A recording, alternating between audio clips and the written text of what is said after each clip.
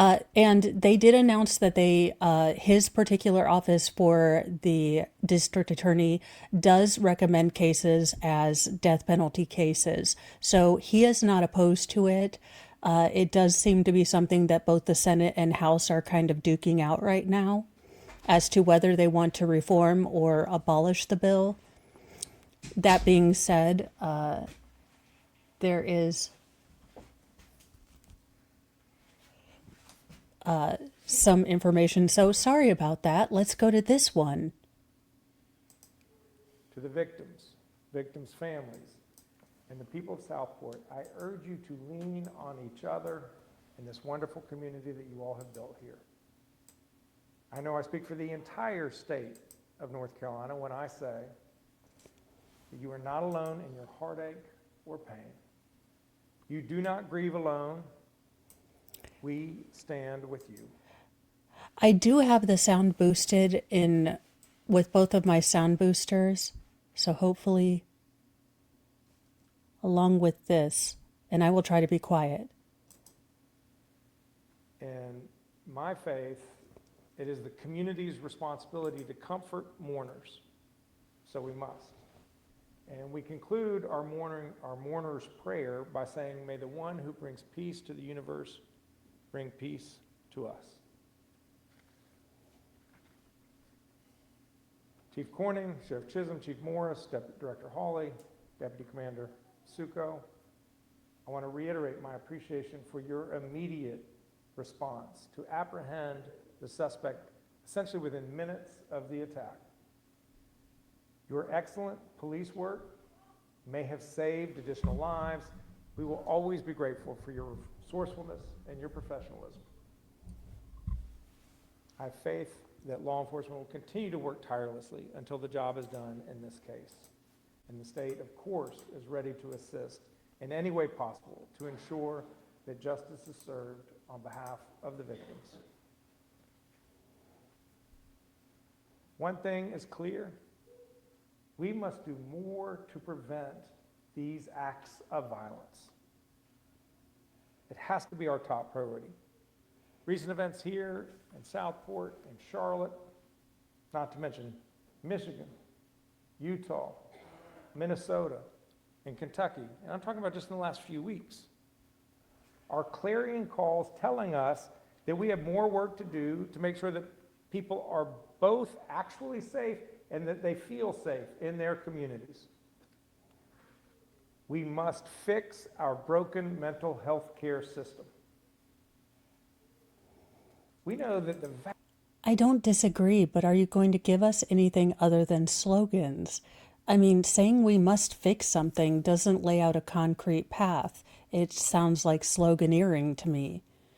Again, maybe he does have a concrete path. Maybe this isn't the time to get into it, but this sounds like a lot of platitudes. vast majority of folks with mental health challenges pose no risk to others, but some can. There are too many people in our communities with dangerous obsessions exhibiting threatening behavior who do pose risks. We have got to do better, and I will do everything that I can, and I will work with anyone and everyone who is serious about protecting the people of this state. Folks deserve to be and feel safe in their towns, whether they're enjoying a dinner or praying in church or coming home from work. We must do better to keep people safe. I want to transition and just say a word about the storm, since I'm here on the coast and we are still in a state of emergency. I'm grateful that we're joined by Public Safety Secretary Eddie Buffalo and Colonel Freddie Johnson with the Highway Patrol.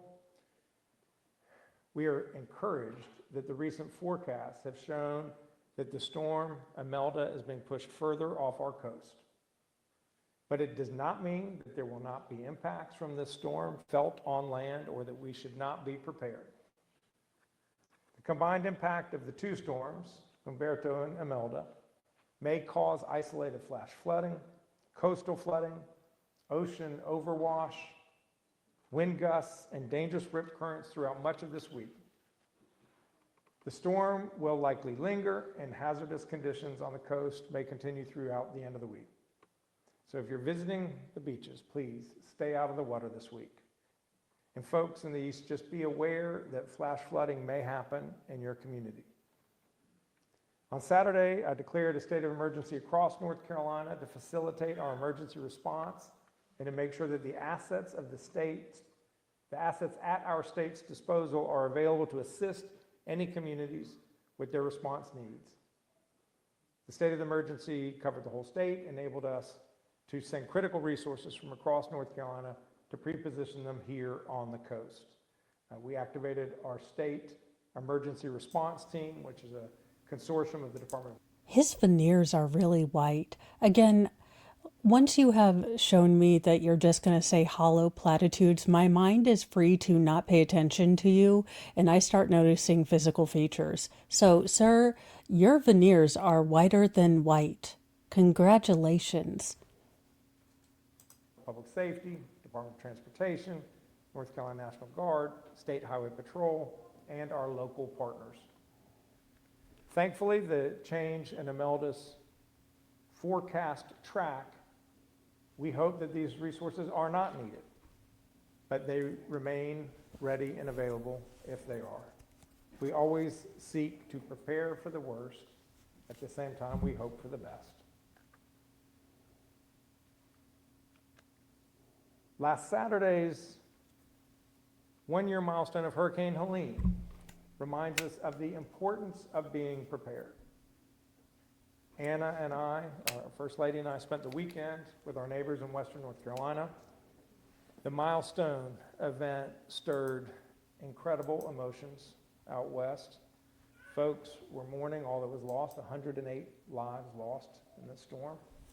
At the same time, they were celebrating the remarkable progress that they've made, and they are sober in their recognition about the vast amount of work that remains ahead of them. While this weather system is not looking nearly as catastrophic as Helene, thank gosh, know that we're preparing early and knowing that preparing early and following emergency guidance can save lives. My last thought is that in times like this, whether it's in the wake of a natural disaster or a horrific tragedy as experienced here Saturday night, it is more critical than ever that we look out for each other. So I encourage you to reach out to your friends, reach out to your family, reach out to your neighbors. Make sure they're okay. Make sure that they have what they need. And we at the state are committed to doing likewise. Thank you. Happy to take questions, and you can address them to any of the speakers. Yes, sir.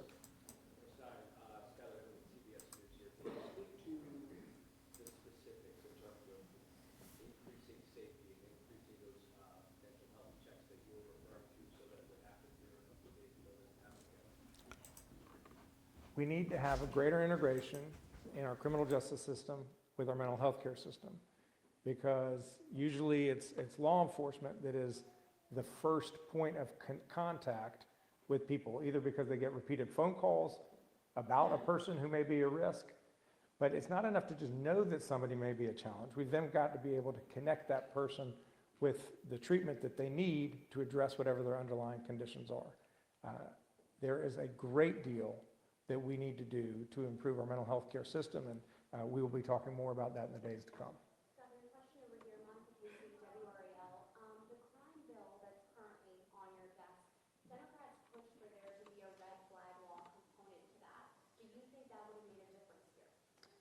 I don't know the specifics of this gentleman and whether there are people in the community who were concerned enough about his erratic behavior to have triggered a red flag law provision. I think it's a good idea. There are people in our community who people know are a risk to others, a risk to themselves, and they should not have firearms. And that's what a red flag law allows, is for a judge through due process. Wait a minute. Is he saying round up your local crazies and bring them in to be tagged and sorted? He's like, hey, folks, you all know a nutbag. Like, let's go find them. Who is this clown and why are we listening to him? Process to temporarily remove dangerous weapons from people who are a risk. I So think red that flag the laws. public would be well served if North Carolina had a red flag law.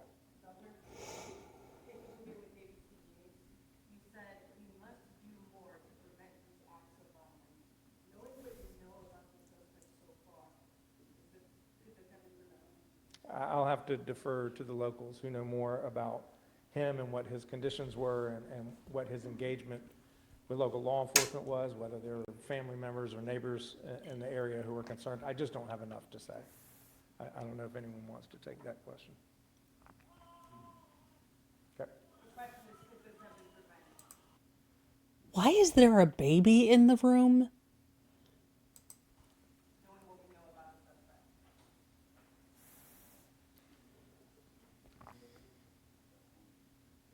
At this point, it's premature. Yes.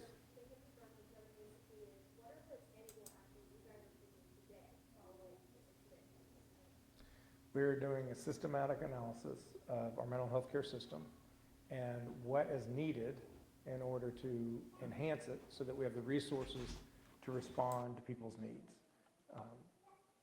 There are too many people who are profoundly troubled, who are obsessed, whose paranoia gets stoked by what they read on the internet every day, and we've got to figure out ways so that those folks don't pose risks to the community. We'll take one last question. Will you describe to me the details about the system?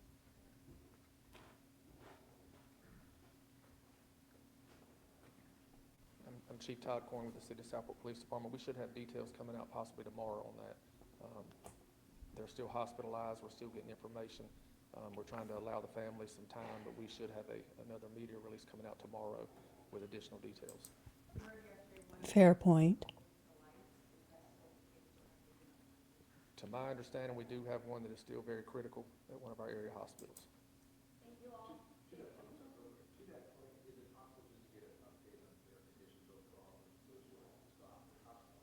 Well, I don't have the details on that. I don't have clearly enough to speak on that. They're at two different hospitals, and I have not had time to check up on them yet. So all 5 are still in my hospital? To my knowledge, yes, the ones that were transported are still hospitalized. Thank you, guys. Thank you. All right. So